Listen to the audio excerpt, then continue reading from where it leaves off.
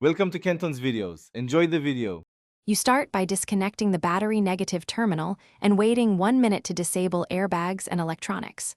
Once done, remove the glove box liner and the lower kick panel. These are your access points. Use plastic pry tools to release clips. Metal tools will damage trim.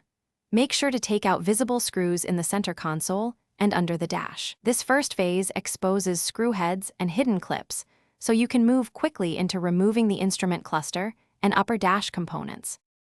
Now you tackle the instrument cluster and upper dash. You remove a few screws holding the cluster, then gently pull it forward and unplug each connector. Label them with tape so reassembly is foolproof.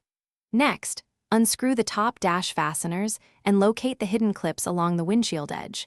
Support the dash edge with your forearm while prying to avoid springing mounts. Keep track of clip positions and hardware in a tray. This middle stage is about controlled removal, so wiring and vents remain intact. For the final extraction, you disconnect HVAC ducts, speaker plugs, and any sensor connectors left attached, then lift the dash straight out. Avoid twisting. Once free, place it on a padded surface to prevent damage. When reinstalling, reverse steps and reconnect wiring firmly. Make sure clips engage.